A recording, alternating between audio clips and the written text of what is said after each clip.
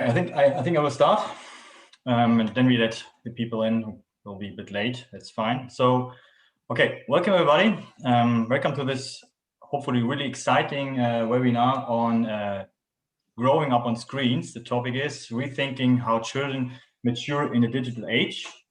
So, first of all, of course, welcome everyone, and thank you for your participation. At least the participants from Denmark and Belgium. I also appreciate your participation because they're playing in 1 hour against each other at the European Mastership. So let's see if people are leaving early, then we know where they come from. I also really appreciate that we have 3 renowned and really respected researchers here as our panelists, and I will say something more about them in a minute.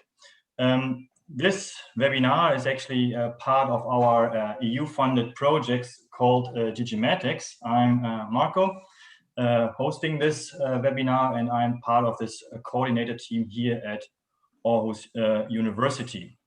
And the topic overall, how children mature in the digital age, the digital maturity itself, is one of our core topics, on our core ideas within the project. And I'm really looking forward to have a chat here with the panelists, but also with the audience here about this topic. The agenda is more or less that I will introduce a bit the idea, the relevance of the topic, talk a bit shortly about what's setting the scene, so about the framework, the idea, what we have in our project when it comes to digital maturity. And then we thought that we have kind of an interactive session where each of our speakers gives a bit of input about their perspective, their unique perspective on the topic, how they think children mature in the digital age, what is needed, what is necessary to know, what maybe are also things we don't know right now, we need to look further into. So we hope that each of them gives their unique perspective more or less about 10 minutes. And then we have a Q&A session with the audience. So you have the time to write your questions then in the chat. And Brandy is there facilitating these questions and feeding them back to the speakers. At the end, we have more or less an open round with questions to the whole audience, and also some other things you might be interested in when it's surrounding this overall topic. Yeah, so that we kind of hopefully fill the 75 minutes more or less with a lot of interaction and a lot of insights.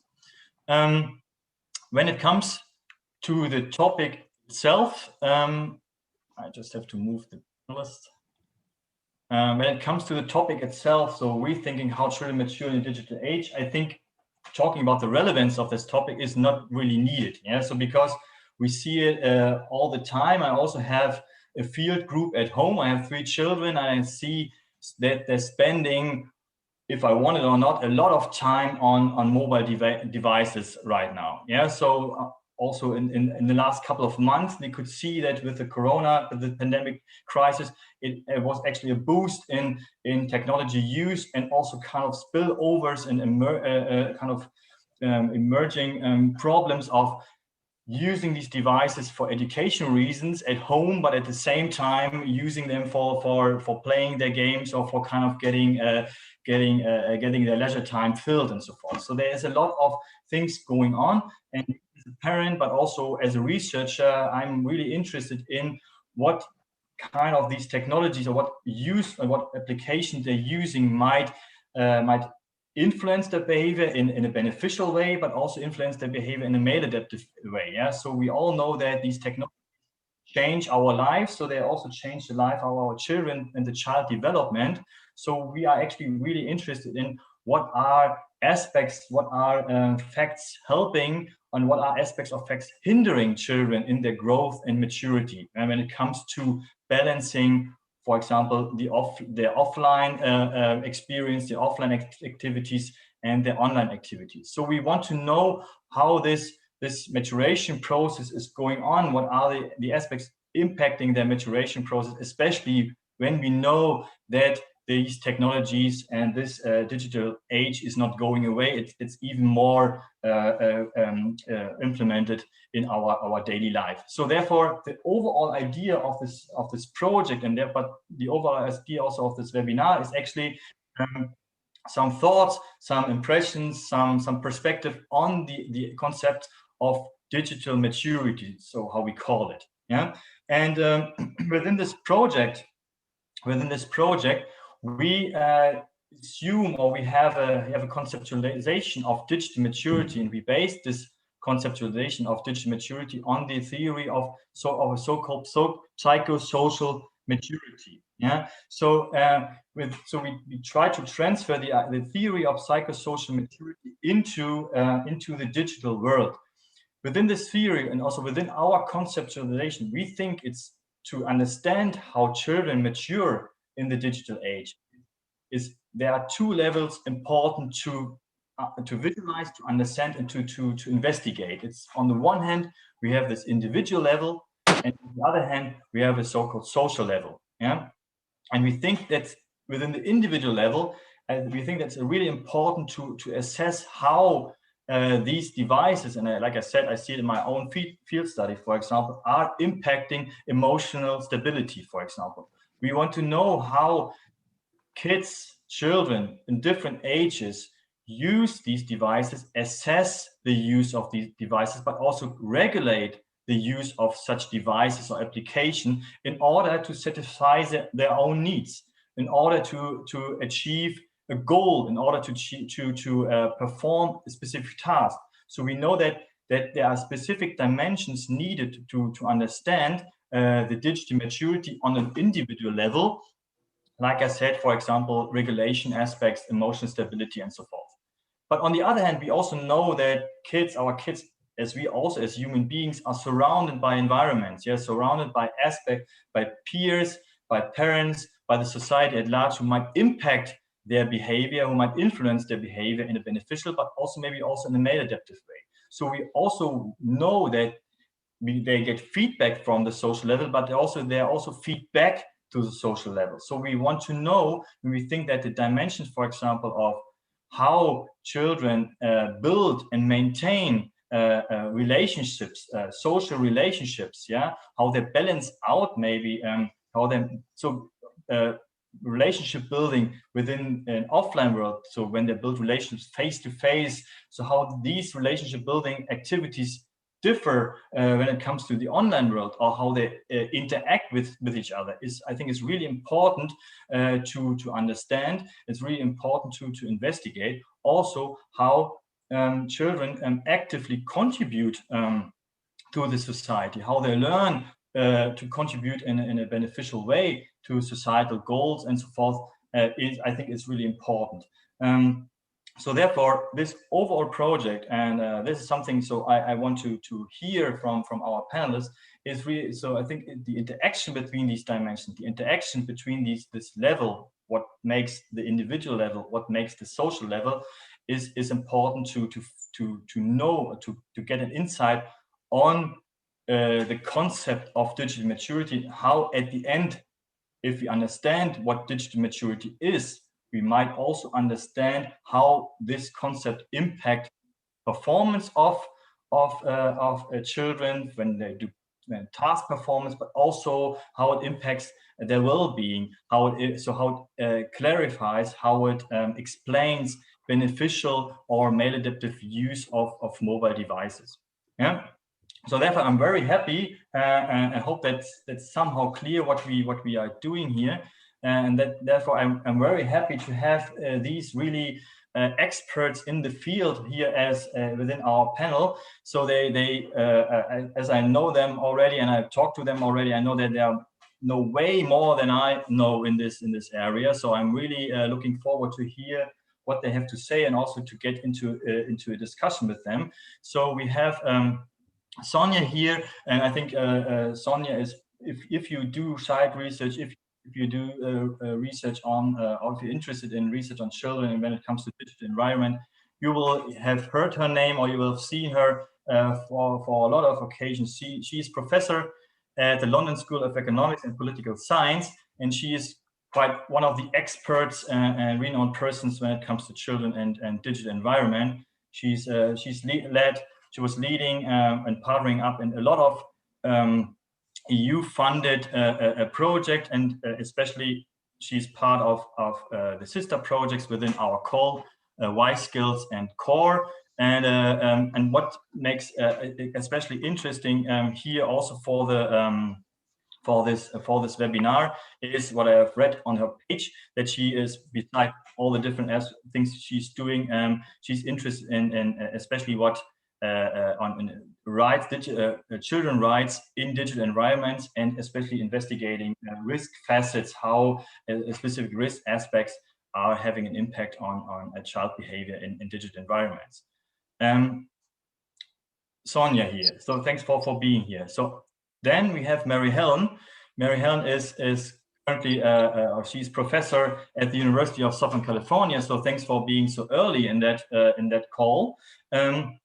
She's also director of Candle, and what I think is really important also here, especially when we talk about the individual level, that she can add, and she has a lot of insights when it comes to psychological and neuroscientific aspects, so brain development, with regard to children and their behavior, their emotion regulation, their emotional stability, and so forth. So I think she has, especially when it comes to an education setting, a lot of insights and could bring a lot of information here to our concept of digital maturity. So I'm also looking really forward to hear her perspective, to hear her insights, what they think about what is needed to know, what we should think about when we talk about how children mature in the digital age.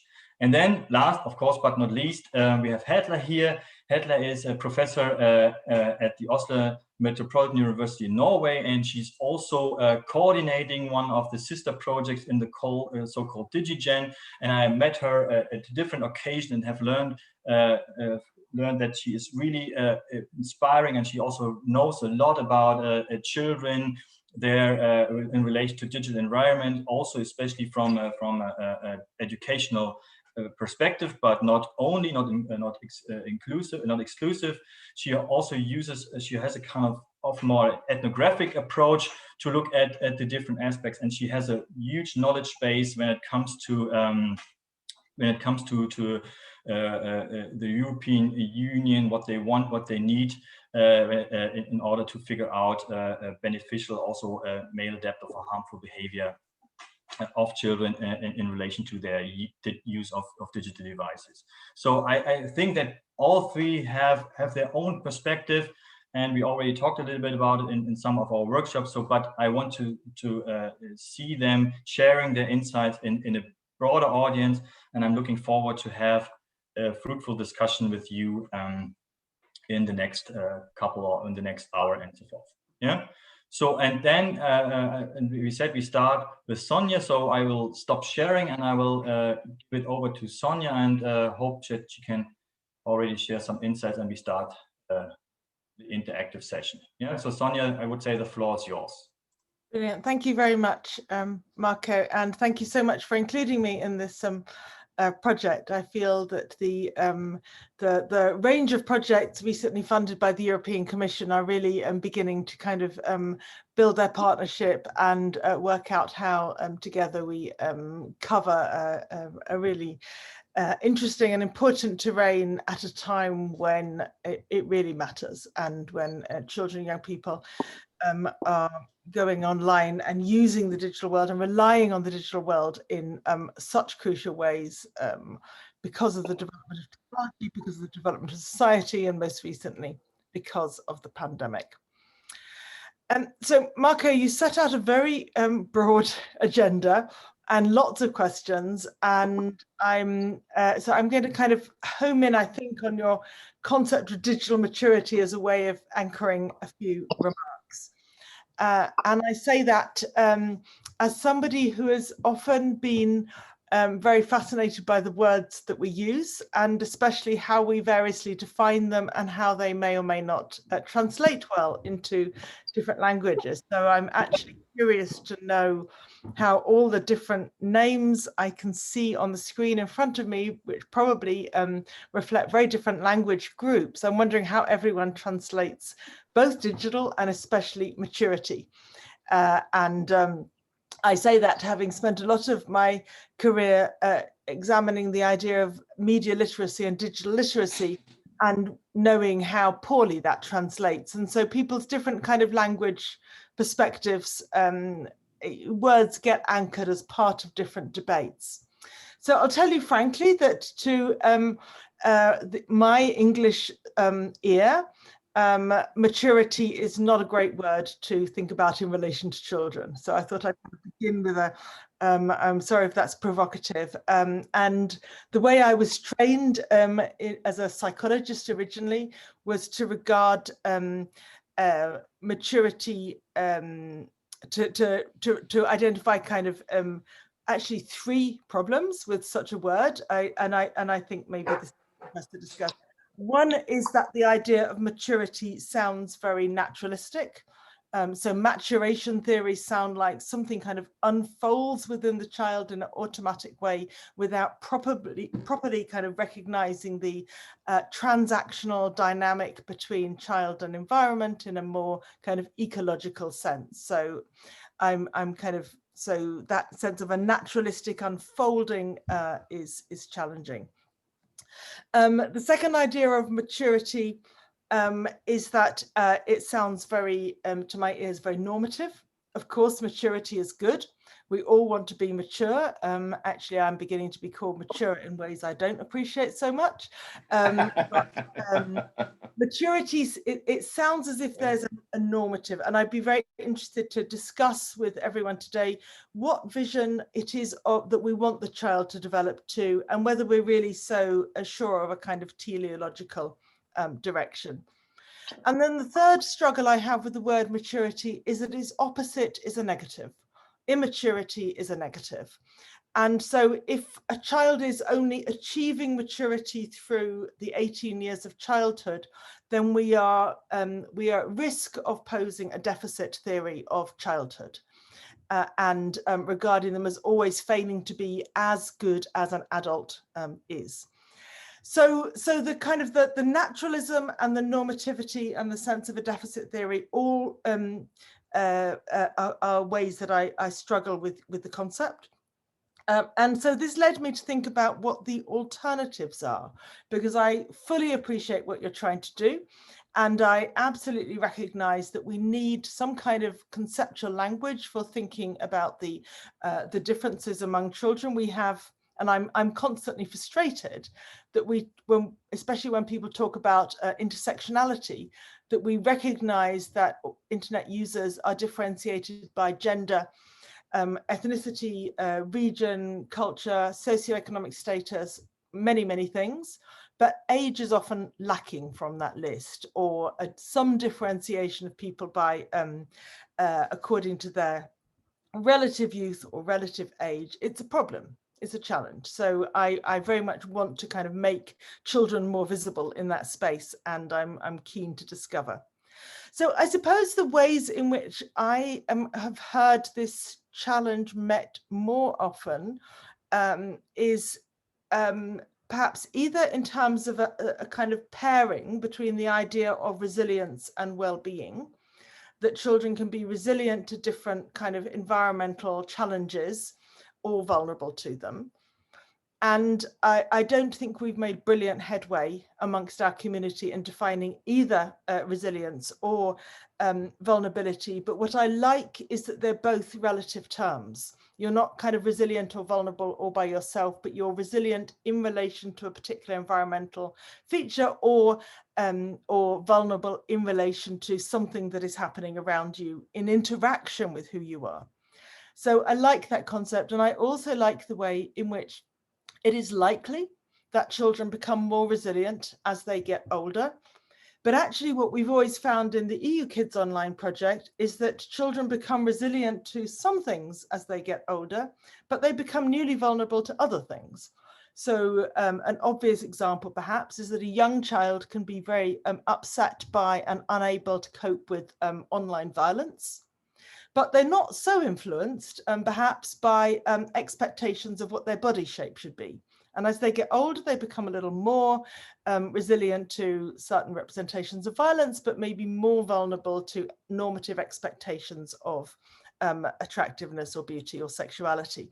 So in a way, using parallel terms which kind of separates a little the question of a linear process of development from I think what you're looking for, which is some way of recognizing how the child is kind of able to deal with what the digital world throws at them and able to make the most of it. The other concept that I hear very much around is the idea of well-being, and I'm kind of curious whether you in your work have debated the difference between maturity and well-being. Well-being seems more of an outcome measure, maturity more of a kind of an internal characteristic. I don't know. I don't think we've done a brilliant job at measuring and defining well-being either.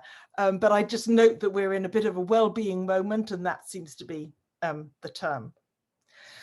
So I think some of you listening will have recognized that I'm speaking from a kind of perspective on childhood studies, which recognizes the kind of post-Piagetian moment, the sense that we no longer speak in ages and stages. Actually, personally, I've always loved Piaget's work, so I think he's been maligned in this critique of ages and stages. But I'm also very sympathetic to the kind of more radical and more sociological studies of childhood, which try to recognize children's agency at every point in their lives and try to think about children as beings now, not always in a state of becoming that is only judged against an endpoint, and often a very normative endpoint. And I've been reading quite a lot of kind of radical childhood studies at the moment that are very much seeking to resist adult expectations about what a child should be or how a child should participate in the world. So I think these are intriguing debates. For myself, I am working as Marco, as you said in the introduction, very much now within the framework of children's rights and the UN Convention on the Rights of the Child. And the concept there, instead of maturity, is the concept of evolving capacity. And I just wanted to kind of highlight that notion that a child has the right, according to the UN Convention, that child has the right always to be treated according to their evolving capacity. And it's sort of a maturity concept, but I think it's a more, is one that really emphasizes the child's agency rather than being judged against a kind of adult expectation. And I think it's one that is more relational, because evolving capacity is understood to be to manifest in particular ways according to the child's context, their environment, their cultural norms, and especially the kind of parental and family support that they receive. So it's a more, I see it as a more holistic and agentic and kind of a relational concept.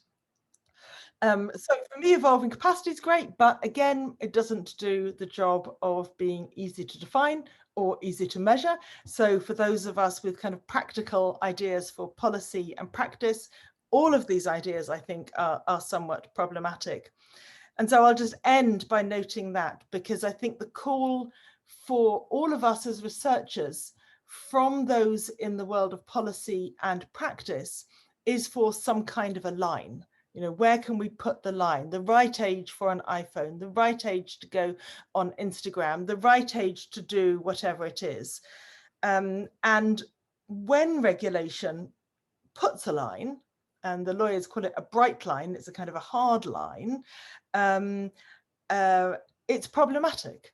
So the hard lines that we mainly deal with, I think, are the US's COPPA, Child Online Privacy and Protection Act, and the European General Data Protection Regulation, both of which try to say above this line or below this line. And I think any enterprise that tries to recognize, as I think digital maturity will do, any enterprise that tries to recognize that children's lives are more complex and we can't just say above or below the line they can or cannot do X, Y, Z, I think is welcome. But I just kind of wanted to reflect on some of the challenges, intellectual, political, and empirical, in the effort to do so. Thank you. Perfect. Thanks, Sonia. So nice to already start with a provocative statement. It's kind of crashing our idea of digital maturity.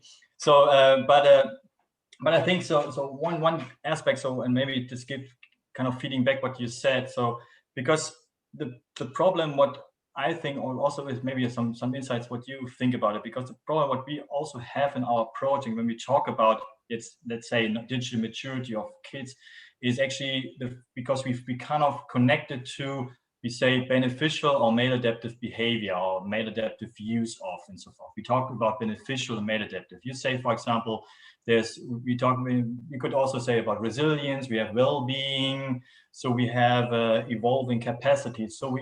But always we have the broader perspective of who's actually defining what is beneficial, what is maladaptive, what is actually resilient. So how is resilience defined in that should children regulate themselves, or should they kind of know when they have to step back, and so forth. So also what you said about so getting political implications. Of course, we should give the EU some implications of what should be the limits. Yeah. So, but at the end, that's also a challenge too. So, because when we talk about screen time, and I think we had a discussion with Mary Helen Edler about the measurement of screen time. Is it a good measurement or not?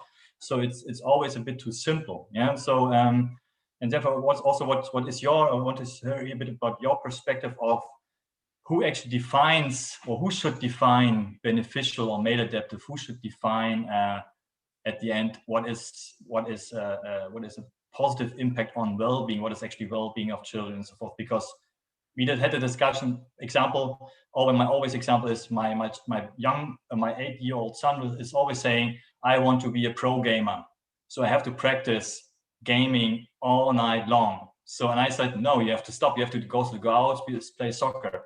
But he thinks it's satisfying his needs. His goal is to be a pro gamer. And I, as a parent, say, no, you have to stop playing because screen time and so forth. So what is your perspective on it? Who's actually defining beneficial and maladaptive, for example? So I'm absolutely not going to get between you and your son, Marco. Yeah, thank you. Many parents are grappling with exactly this.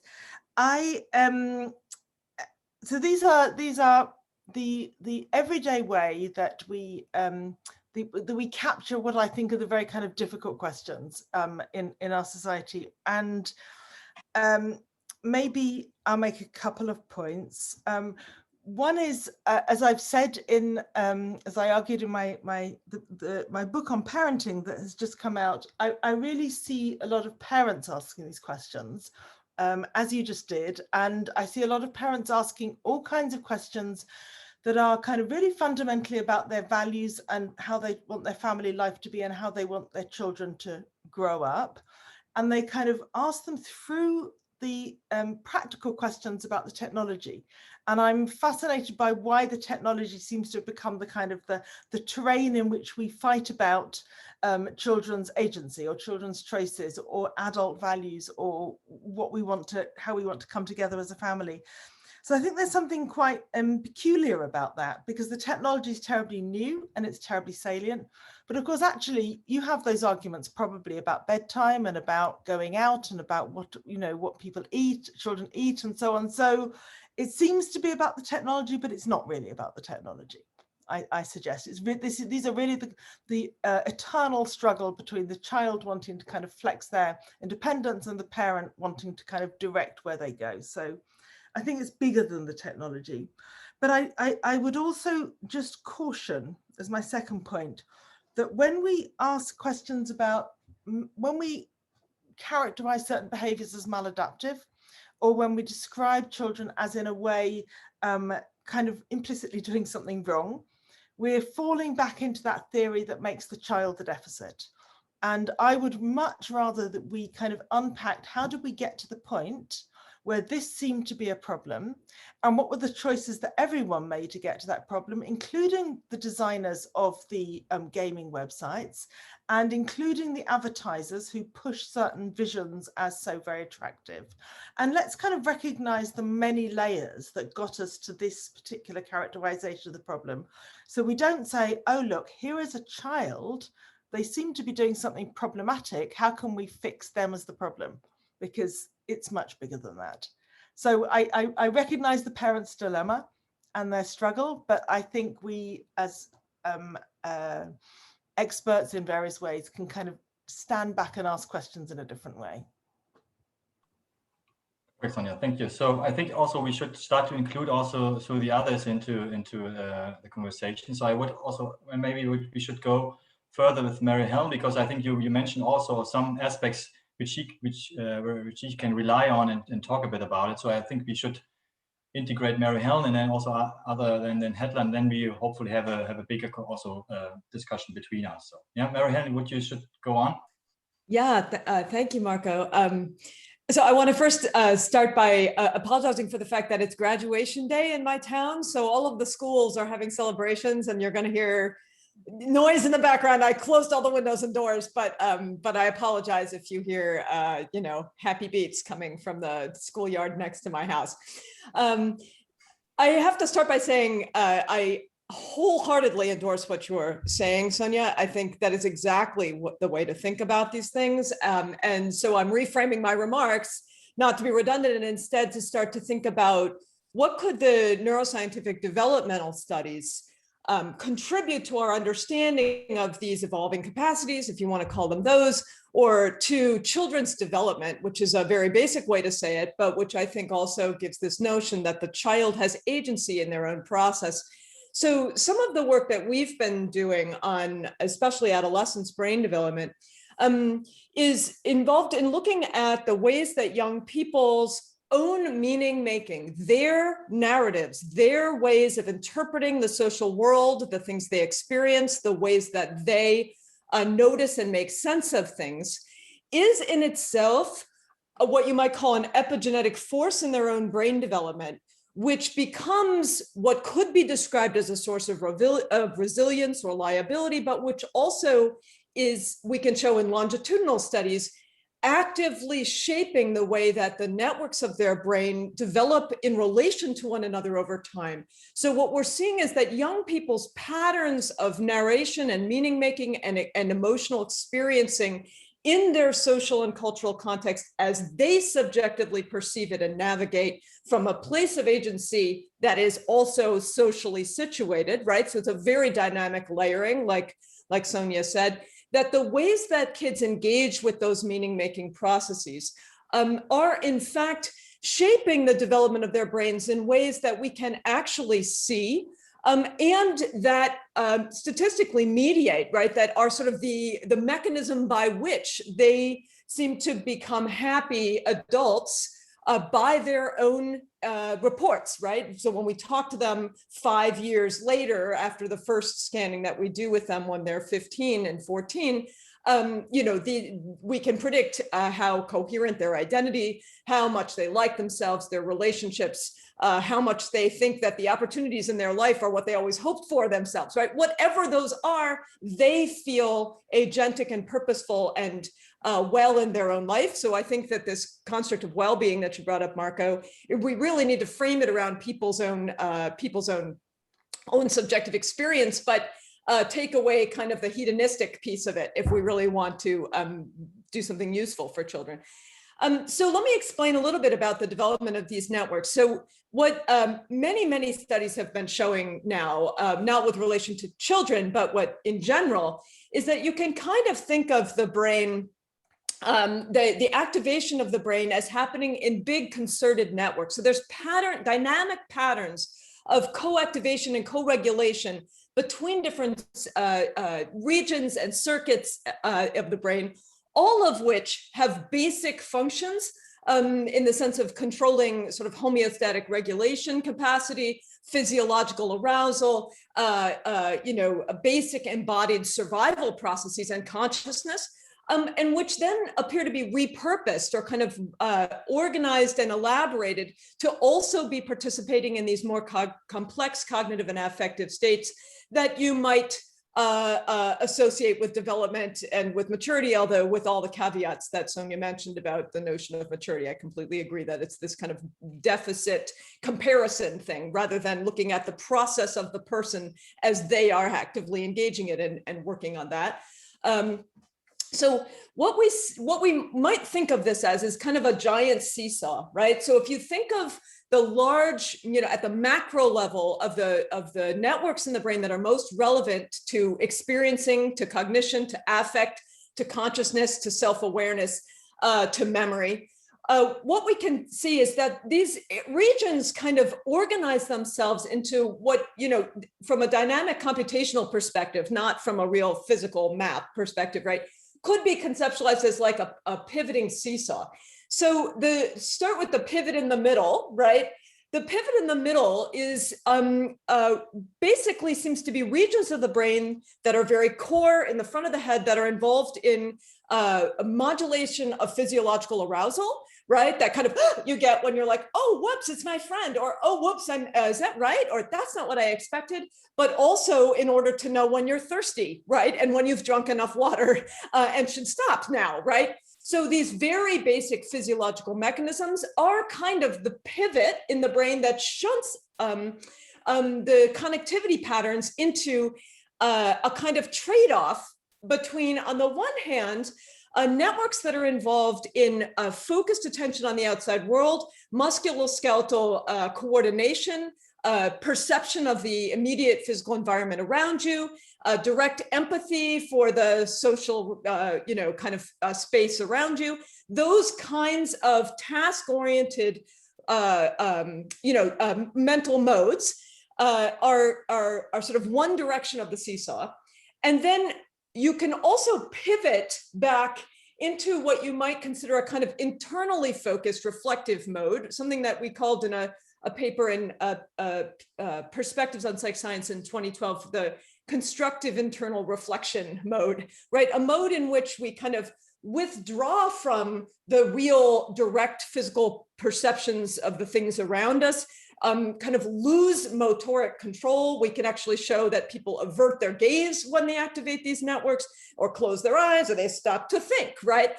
They close their posture, they lose muscular control, they don't say as many words per minute, they don't gesture, right? They kind of close down and kind of go into this inner core region sort of mode, which has been kind of associated with the default mode, the brain's default mode, if you've heard of that. I've written a lot about what I think the default mode network balance is involved in terms of developmental processes, well-being, and also potentially digital engagement. And so what the big question for me is how do young people develop dispositions for actively, in a concerted, agentic, internally derived way, shifting these brain states so that they are appropriate with the needs of the context, right? It's not okay to be daydreaming in math class and then miss the instructions.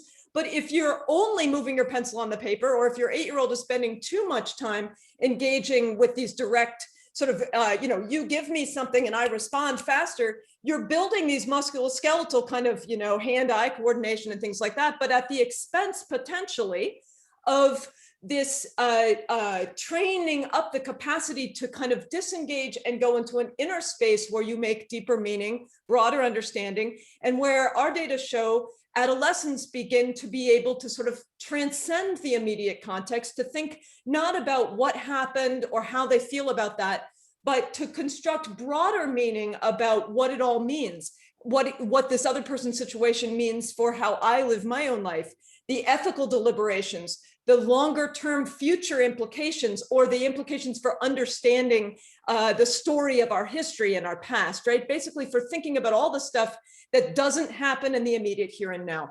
So what we show is that young people all do this in our samples, right, to varying degrees, but the degree to which they're inclined to make this bigger meaning and to transcend and not only stay in the immediate sort of empathic, direct, task-oriented kind of brain states is associated with their mental well-being over time. It's associated with their psychological identity building, their ethical sense, their sense of self, their sense of well-being. And really importantly, this appears to be something that is independent of IQ, independent of socioeconomic status of their family or education level, independent of their ethnic group. These propensities to shift yourself actively to notice when it's time to become curious about a bigger problem, to experience not only what is directly in front of you, but to be able to make broader meaning and to contextualize what you're seeing in terms of a bigger story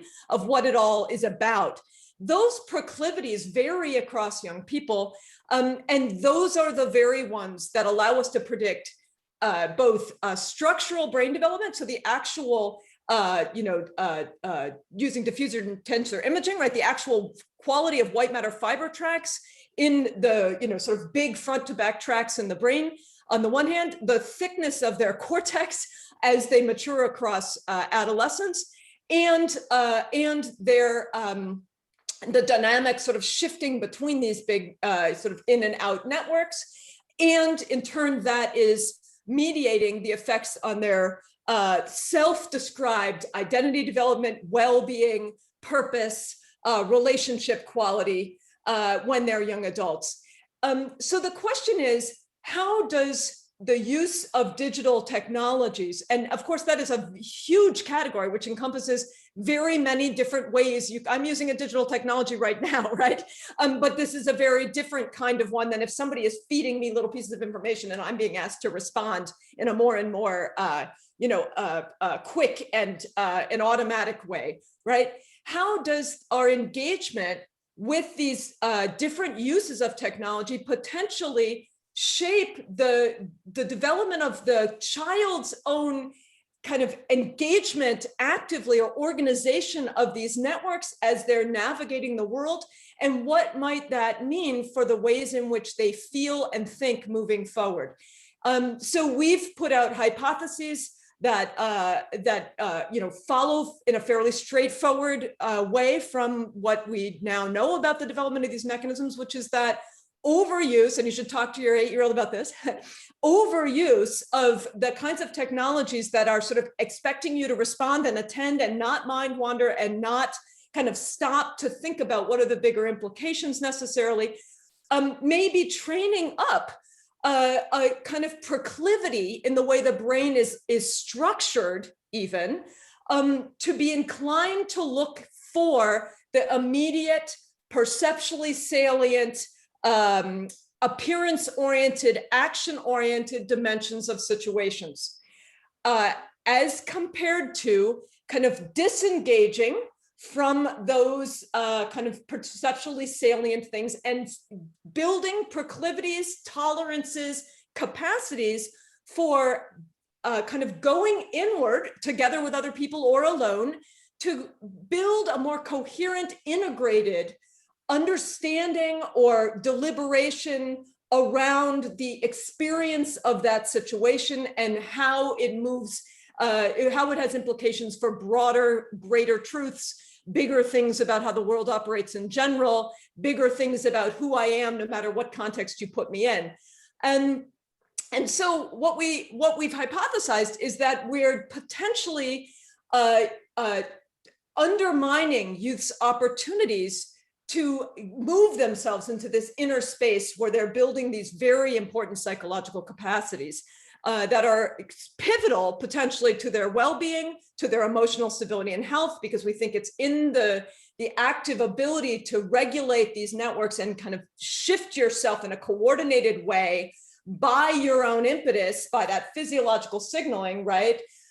Into and out of these modes as is appropriate with the situation, and to be able to flexibly and adaptively do that in accordance with the needs of the situation as you learn to recognize them, noticing that certain kinds of situations ought to be disengaged from and thought about the broader ethical implications, whereas others are, it's more expedient and necessary to dig in and not lose focus and kind of be able to plow through a task. So those are the big questions that I kind of lay on the table that I think come from the neuroscience, is that we are potentially shaping youth's proclivities to the way that they organize and structure their brain development / psychological development. These are not separate things. They're just sort of two lenses on the same person.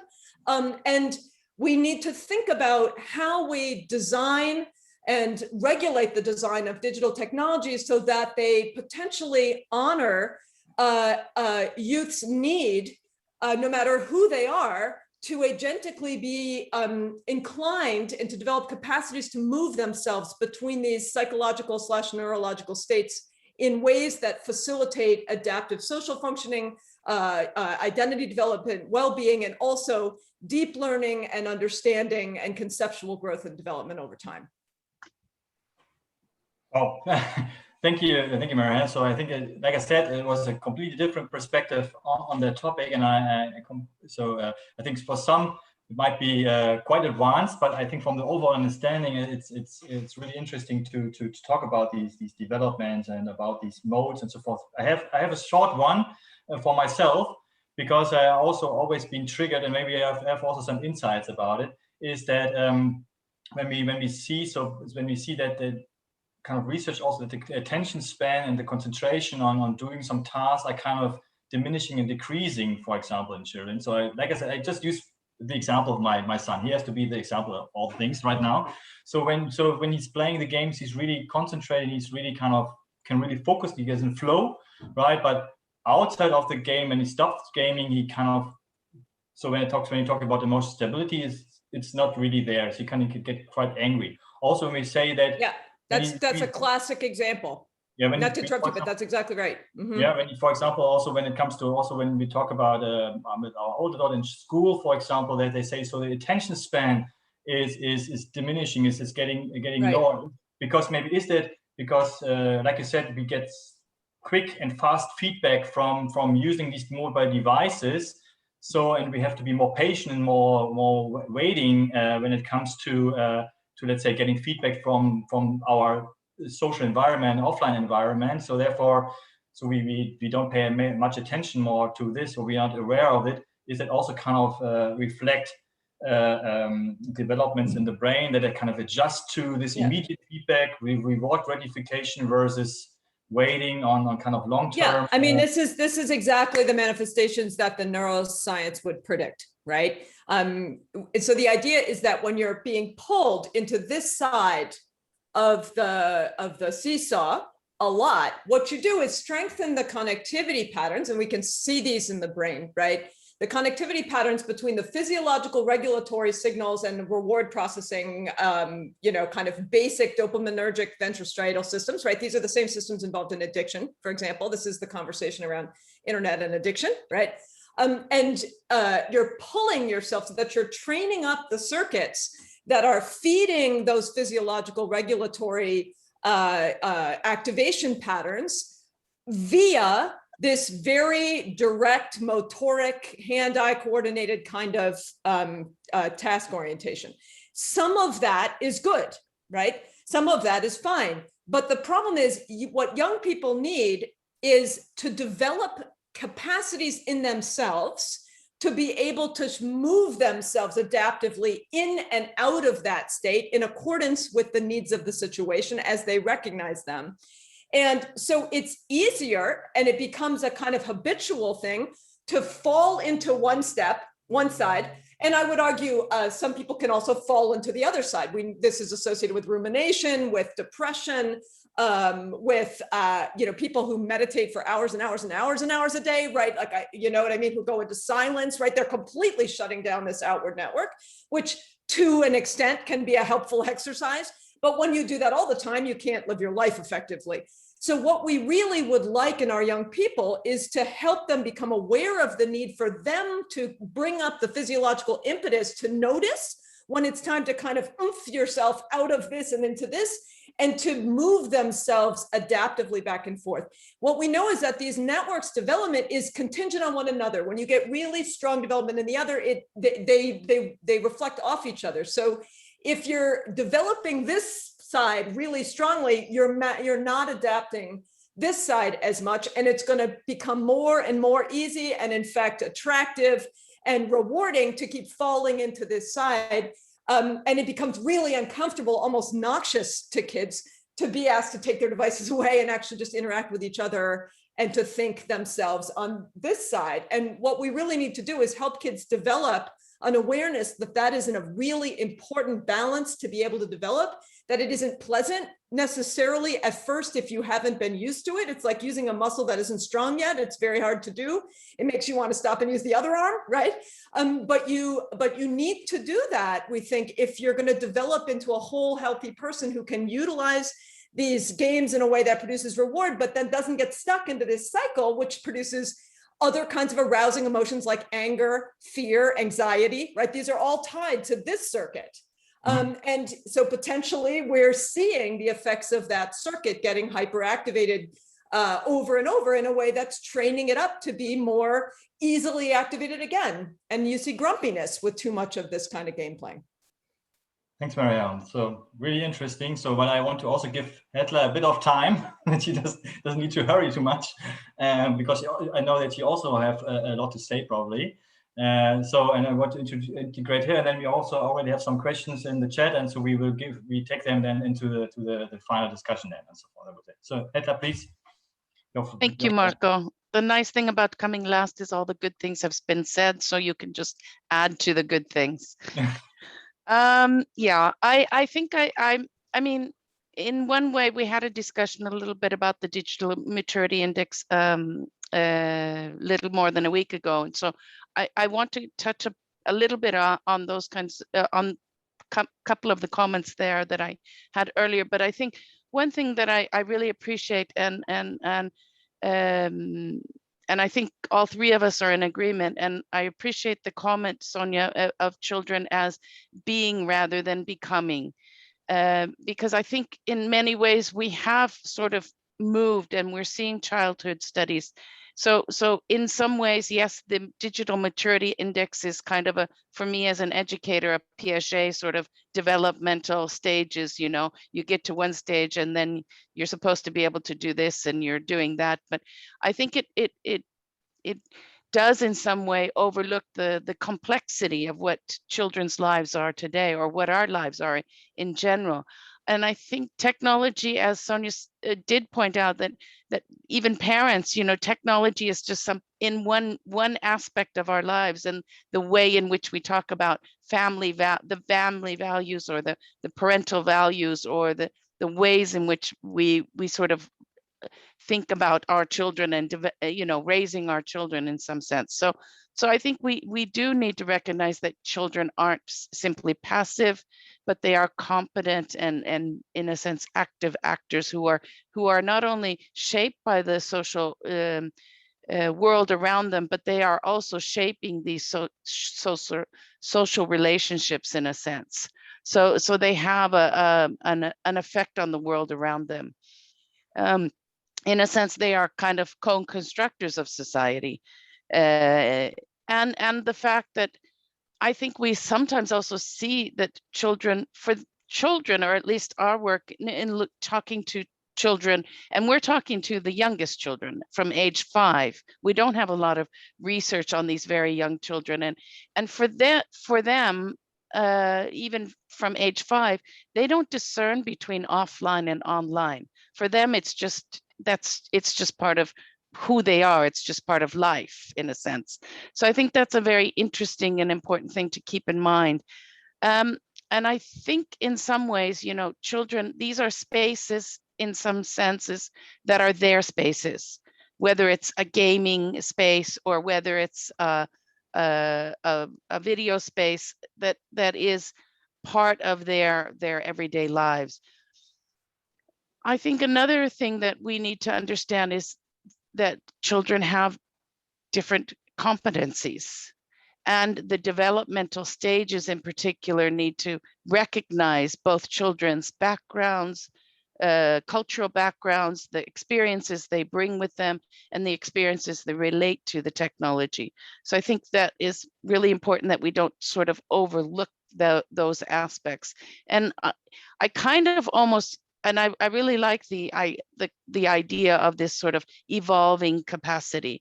In some ways, it helps me to think about almost a sort of kind of self-efficacy, a belief that you're capable of performing something or doing something yourself, and not sort of being imposed from the outside, so to speak. But I think one thing in talking with families and families, particularly of the youngest children, but also the parents, I think it's interesting to look at how the technology has evolved in family life, what it becomes, what it does to family life. On the one hand, it's making our lives easier. We have parents who have, remote control locks. They can let in the maintenance person, or which is really nice in Norway. You can turn on the button and it warms up your car. So when you go out in the middle of winter in the snow, your car is warm. I mean, these are the kinds of technologies that I think, and children are living in these sort of technology rich environments. So I think there's a problem in often, as we talked about, Marco, in looking at screen time as something that we need to count. Screen time is, when we talk about screen time, on the one hand, when it comes to leisure, it's a kind of bad thing. We don't want too much screen time. But when it comes to education, it's a positive thing. We've had, screen time and education. I mean, had we not had these screens during this last year and a half, we would have been very isolated, and children would have missed out even more than they've already missed out in education over the last year. So I think there is something to recognize that sort of what would I say, contexts that in which children are growing up in. I think also a lot of parents are recognizing that there are positive aspects, and we do have groups of parents who are really encouraging and seeing the possibilities of their children's technological sort of interests or developments. But I also think we're seeing children who are feeling more competent, more knowledgeable about the devices around them. And I think appreciating that and understanding that can be an important thing. I think also we know too little, or parents feel that they know too little about what to do. But as you talked about, Sonia, I think sometimes they are using the technology to talk about parenting issues in general. And so it is a way of, well, is it too much gaming, or are they allowed to be on this? And children don't really understand. I mean, for some reason, in some cases, they understand the age limits, especially when it comes to violence or violent games. They understand it. They know it's for their own good. But at the same time, I think they say, well, we don't want to see these things if it's not of an interest. And what is really interesting to see is parents are more concerned about the social aspect of games and gaming, or the social apps, more than they are, for example, of a violent game. The violence part is not as problematic or as difficult to deal with. So you have 9-year-olds playing Fortnite, even though the age limit is 13. As long as they are able to deal with the social part of being online, or if the parents are very careful about having a Discord group that only involves their close friends and not being open to other people, being in that sort of social environment. That's when parents have their worries. When it comes to sort of more social apps, of course, we're dealing with the youngest children. They are not on those, and parents are really concerned about having those sort of age limits, but also control in some ways about the social apps, because you don't know who you're going to meet there. They are worried about being groomed. They are worried about coming into contact with people that children don't know and cannot deal with at that young age. So I think it's something, yes, it has to do with maturity, but I'm not so sure it has to do with maturity in the same way as we talk about, the resilience aspect. Are they resilient enough in some ways to deal with that at that particular age in coming into the sort of more social apps that are available? So I think that's one aspect. We talked to a group of young girls I think they were about age 9. It was very interesting. It was a focus group discussion with them, and they're all on TikTok, but they don't have their own accounts. They're on their parents' accounts or their big sister's accounts or their big brother's account or somebody else's. And they are aware of, this suicide incident that happened on TikTok. They're aware of other sort of problematic things. They haven't seen it, but they know about it. And it's interesting to talk with a group of young girls in that age. So on the one hand, the parents are very careful about them, but yet they're still allowing them access to these sites through their own account. But in that way, then they have some kind of control. Another interesting discussion was sort of looking at, and I have to say, we had a focus group the other day, and there was a young boy, he was about, I think was around 9. If he's not going to be either a computer programmer or hacker, I don't know what he's going to be, but he was very interesting. He says, well, if my parents can Google how to set up, the system so that I can't, how to set up the system to be safe, then I can also Google it to sort of change that system. So he was already learning at age 8 or 9 how to sort of bypass these parental controls, to bypass these parental systems. And I think he's only 8 or 9. So maturity in him for his age is quite different. Another, maybe a 12-year-old wouldn't think to do that. So I think it's one thing in trying to understand the context and who these individuals are. I think it's a difficult problem to put a kind of Piaget age limit to, each and every stage, so to speak. So I think that is something that probably you will have to really kind of consider in developing the index further. I think the other discussion we had the other day, which I think I'd like to bring up, is the digital literacy aspect, which is part of the index sort of discussion, and the fact that I think you should really consider the literacies in the plural sense, because they are more than one thing, or the competence or the competencies in a sense, because I think that will give a better sort of understanding of some of these more broader contextual issues that both Sonia and Mary have sort of talked about in some way. So I think I'll leave it at that. As I say, it's nice to come last because then all the great things have been said, and then you can just add the few things at the end.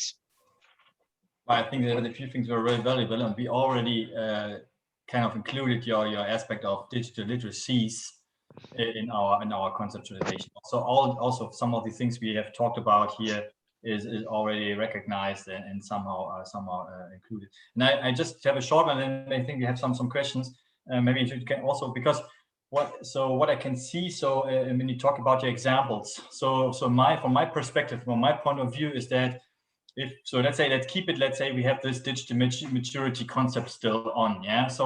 And what I can see when you talk about the 8-year-old, about the Google, that the 12-year-old will not do it, and the 9-year-old girls and so forth.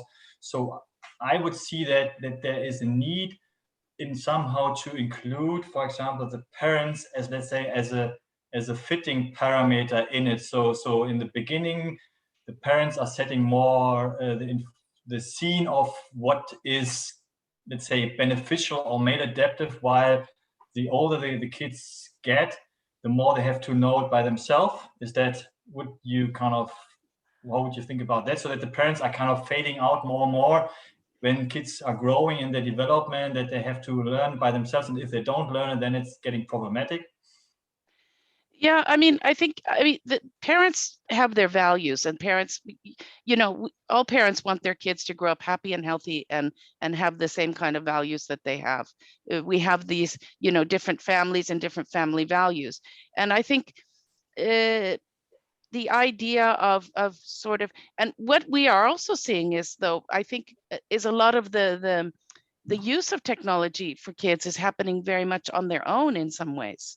So they are sitting with the iPad by themselves, or they are watching a movie, or they are playing a game on their telephone, or they are, you know, gaming with their brother or their sister maybe once in a while on the Nintendo or whatever. So, but I think we're seeing a lot of this sort of individuals where parents are sort of guiding them or giving them their values on the one hand, but they're not sort of hovering over them or watching over them in a sense. We have some parents that try to limit screen time, certainly, for whatever reasons, but I think parents are concerned with more a sort of a balanced lifestyle. We don't want to eat chocolate ice cream every day because it's just not good for us, you know, or we don't want to have it for breakfast, lunch, and dinner. You need to have a healthy, balanced, you know, diet in your life. So, you know, whether we like chocolate ice cream or not, that's great, but you can't have it every day for every meal. And I think that's kind of what parents are trying to do with technology. It's not something they grew up with, so it's something that they also have to try to learn to understand and deal with, and to sort of support their children through developing good habits in some ways. I think this was a good statement at the end, because I think that that's also one of the biggest problems, that me as a parent, for example, so I think I'm tech savvy, but I'm not that tech savvy as my children in this time. So I have to also to learn how to use these devices, let's say, now. So I have a completely different knowledge base than they maybe have in 20 years. Yeah, so I think that's also an interesting point here. But I think we have some minutes left, so it's always too time pressuring. So maybe Brandy, so do you have some question we could probably ask to maybe the bigger audience, or to all the three panelists, that they can answer quick 2 or 3 questions, and then we should finish, I think. Yeah, I have several great questions from the audience. First, I want to sneak in one of my own, and it kind of ties in actually all 3 perspectives. Sonia, you said something very provocative at the beginning, and I've been thinking a lot about this in general. I know from a research perspective, the idea of mixing in normative goals is sort of taboo. And at the same time, when we're looking at the purpose of research and the societal impact that we want to have, I guess it's a little bit of a loaded question, but isn't it sort of unavoidable that we at some level have these normative goals? For example, Hatla just used the example of, we don't want our kids to eat chocolate ice cream every day. And then I would ask, if I was being completely norm free, why not, if this is what they want? So then I'm kind of tying this into an evolutionary question in terms of, why do parents care about these things? Why should we care about them at all in terms of the long-term resilience and well-being of our children? So I guess my question is kind of, is it possible to have an impactful research project without actually having some normative goals in some way? And this ties in with Marco's question of, how do we measure adaptive versus maladaptive? And yeah, so, and this ties into Francisca's question, which is in the chat a little bit about, sorry, I'm just gonna load that in there. She says, I have a question for Sonia regarding the concept of evolving capacity and agency. These are important competencies in various aspects of life, which is a little bit what I'm trying to say about also from an evolutionary perspective. And I was thinking about this from the animal kingdom, right? If it's so much easier when we think about what is the role of an animal parent in protecting their young from dangers and teaching them kind of the ropes, showing them the ropes, so to speak, to make sure that they survive, are able to reproduce and thrive. And so on some level, isn't these concerns that parents have, I know as a parent myself, you know, it is different than other sorts of things where you can just say, well, these are our family values, because not only because it's ubiquitous, but because parents are not there to protect their young. I mean, the time that they spend on digital devices outside of educational settings, you're not actually there to protect them from these many dangers. So it might be sort of unaligned with their, yeah, I'll use the word maturity, but their competency level, or I'm sorry, the great term you used earlier. So she says, do you see a specific challenge for children in developing agency in regard to digital mediacy compared with other areas of life? And if yes, what's needed to successfully develop it based on your expertise? So this is for everyone, but I'm just kind of tying these things together and being a little provocative myself. Shall I answer first? Sure, go ahead. Okay, brilliant. Great question. I'm absolutely in favor of the normative, but let me just qualify what I mean. No, of course, society makes decisions for children all the time, and society needs to make decisions for children all the time. My concern about the normative was the idea that there is, I have two concerns. One is that there is, actually I have several concerns nonetheless, despite what I just said. One is the idea that it's somehow singular. We don't want children to eat ice cream all the time. We want them to eat carrots.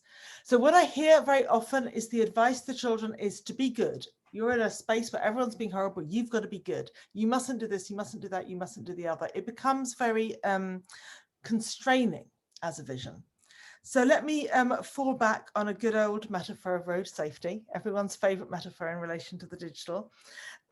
We as a society do not want children crossing a six-lane highway when they're 6 years old. We don't want them cycling, when there is no road safety all around them.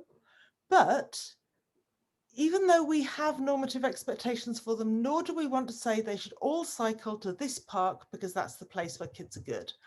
And in fact, we don't really, as a society, agree on where they should go, where they should walk or where they should cycle.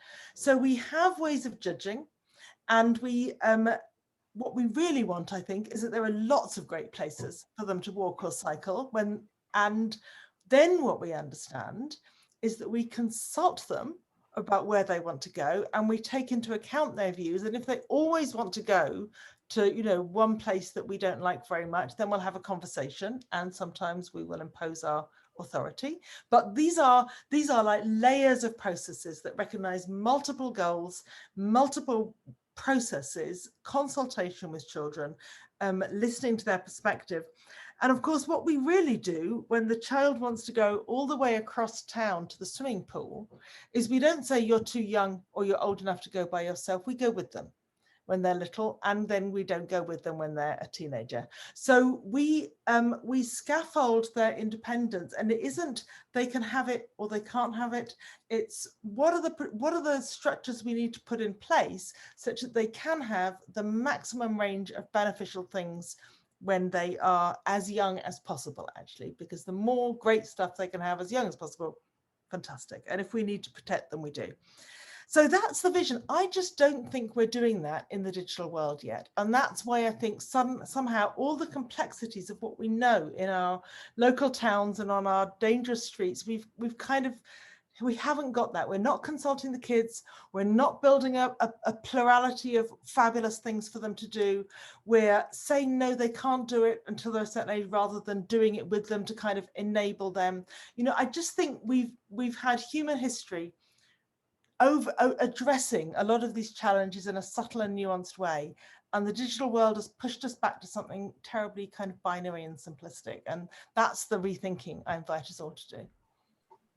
Great, thank you. Mary, did you want to add something there? Yeah, please. Sure. So two things. Like, if you think about what Sonia said, I mean, the goal, another way to say it is that the goal of parenting is not to make your kid do this and not do that. The goal of parenting is to help your kid learn to build capacities to decide what they should be doing, right? So when you need to accompany, right? I mean, you're not, the output is not like, my kid went to this park. The question is how and why did they go to that park? Did they decide? Did you decide? Do you have a conversation about it? Right, what was it? But then also with regard to the research, I think we need to recognize that the research can never tell us what we want for our children, can never tell us what we should do. The research is there to inform our understanding of, if we do it this way, what's likely to happen? If we do it this other way, what's likely to happen? What are the various complexities and interacting factors that could impact on those outcomes? And then we step back as parents, as a society, as regulatory bodies, and think about, okay, what do we judge from our own values is good for young people? And then let's try to build structures around them that make it more, facile, more readily available for them to do things that are good for them, and make it, sort of the smoother path to go in directions that are beneficial. But the judgment of beneficial is really not a scientific one at all. It's always around what we want for our children. And so the science is just informing our ability to make informed judgments and decisions. It cannot decide for you. Great.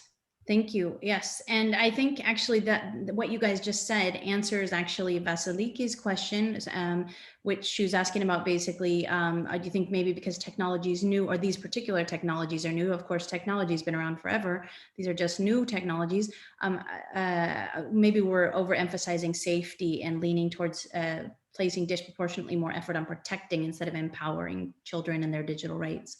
So I think we answered that there. I'm going to combine two questions I saw here that are about education, actually. And one was, how do we balance this in educational settings where digital technologies also have influence? And I think that touches on a question earlier from Edwina, where she says, the development of these inner deep capacities, shouldn't they be shouldn't these be the process of education, excuse me? Critical thinking, lifelong learning. Should we focus more on these in education to prepare children for digital communication and moving away from this idea of just transferring information? So I think I'll put that out there, combining both of those to see what any of you guys have to say.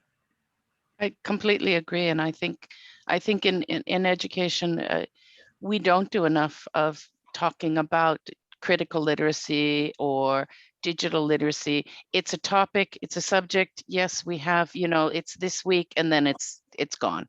And, we need to do a way better job as educators to find ways to build this into the curriculum across subjects and not have it be a one-off topic that you take in grade 4 and then maybe again in grade 8 because you want to talk about how to, cite certain websites or what is good literature that you should be using in your paper or something. So I think definitely as educators, their children tell us again and again, oh yeah, I think we had something like that. Yeah, maybe it was last year, or yeah, I think our teacher talked about it once, and that is. But of course, we need to have then teacher educators or teacher education that needs to sort of put this across as an important topic, and it needs to be a topic that needs to run through. If you're teaching English as a subject, if you're teaching mathematics or whatever it is you're teaching, we need to give children these sort of critical skills, and we shouldn't expect that this is just a parent thing. This needs the support of education institutions. I just want to point out for the speakers that the results of our poll, which I haven't shown yet, show that you have about 1/3 of the audience as parents and educators, and the other 2/3 are researchers. So just to know, we have quite a few parents and educators joining us as well. We love the diversity. So Mary Helen and Sonia, would either of you like to add on to what Hatla said? Okay, well, yes, I mean, I wholeheartedly agree. I've done a lot of work and I'm continuing to do a lot of work in schools. This is a major, piece of what I do. I think, digital literacy and digital safety and things like that is a topic, but we also need to think about, and this is maybe not as directly relevant here, but we need to think about how we're developing the whole child in the school setting. And this becomes part of the ways in which they engage with the world. It sometimes needs to be dealt with as a special set of skills, like how do you search and do this and that with these aims. But more than that, we really need to build schooling that incorporates all of the facets of children's lives into the conversations that we're having, into the scholarly work that they're doing, so that they can leverage these as strengths and really feel like school is relevant and is enabling them to integrate their own experiences into the narratives they build in scholarly discourse in school and using the skills that they have at school, but also that they broaden those narratives so that they now encompass more and more awareness of the different ways you can think about things. You can think about them in various different disciplinary ways and things like that. And so the big hard elephant in the room here also, not directly related to digital safety, but related to this broader conversation about how we incorporate the digital dimensions of children's lives into their development as people in school, is that we're going to have to at some point face the fact that many of our most cherished educational structures and accountability metrics and ways of training teachers and ways of organizing our children's time and success and achievement are not supportive of this, but they're fundamentally incompatible with it, and maybe even directly undermine it in many cases. And so that's a much broader conversation for another day. I put a little piece in the chat there where we've written about this. But I think this is an example of a broader issue, which is really how do we make schools relevant to children's lives and update them to reflect the kinds of capacities and dispositions we need our young people to be building within themselves, as compared to thinking about schools as places that are about quote unquote learning, which I don't mean that they're not about learning, but the learning needs to serve a bigger aim. And the bigger aim is the child's own development as a person. And so we need to be thinking about how the learning that they're doing is actually situated in this bigger frame, and what that means for the way we design our school experiences for children. You get the final word, Sonia. Okay, I'm gonna add another challenge, because that's another day. It's very hot here in London. I think I agree with everything that has been said. These arguments have been had in relation to education and parenting for many years, and I'm sure they will continue. On the upside, we broadly have some kind of say. We do have education systems that express commitment to being evidence-based, and they are largely public funded and under some kind of authority that we more or less trust. I'm spending a lot of time these days thinking about who's in charge of the technology. And I think that's a whole different ballgame, because by and large, this is proprietary. By and large, it is organized by companies which are not headquartered in any of our countries. And we all know the European struggles. Sorry, I'm speaking now in terms of a European project, Mary, but I think every country in the world is kind of struggling with whether there is a way of regulating, I would put it, in the child's best interests, in a way that kind of recognizes that children use these technologies, they're impacted by these technologies, they have rights regarding the impacts upon them, but who are we speaking to in that regard? And I think that is another huge struggle, and whether it's to be won by kind of top-down regulation and fining companies, or whether it's to be won by believing that this is the right argument to make, and kind of join the groundswell of calls for technology for good and more ethical ways of developing technology. Let's put children into that story. I think these are difficult questions that are being much discussed, but there's no question the technology has intensified both the risks and the opportunities for children, and it has kind of disintermediated, we're decentered teachers and government and parents all at once in kind of reaching directly to children in a way that is really quite unprecedented, I think, for our societies. Thank you, Sonia. I think it was really inspiring, all of you. So I think we run a bit over time. So I know that I can fill a webinar with each of you alone and talk for hours about this topic. So it's really great. So first, thanks to you, Heather, Sonia, and Mary Hern, to squeeze us into your busy time. And I know you're busy. You have a lot of, but so it was really inspiring, really insightful. I think also for the audience has also written it in the chat. So we reach out to you for sending you some kind of small gift or incentive, whatever, to maybe take part in other webinar in the later stages. So I also wrote in the chat the links to our sister projects. So what the Headless coordinating, the DigiGen project, also Sonia, and I see that Lean is here, the Y Skills and the Core project. So if you want to know more, they have also a lot of webinars and information. So just reach out to them. We also plan, of course, some other things. So stay tuned, stay interested, and also kind of add all the projects to your social media profiles. So then I wish you a nice Thursday, Friday, happy weekend. So thanks for participating to all of you. Yeah, thank you for this really. Thank you, everyone. Yeah, thank you, Marco. Thanks, Brandy. Bye.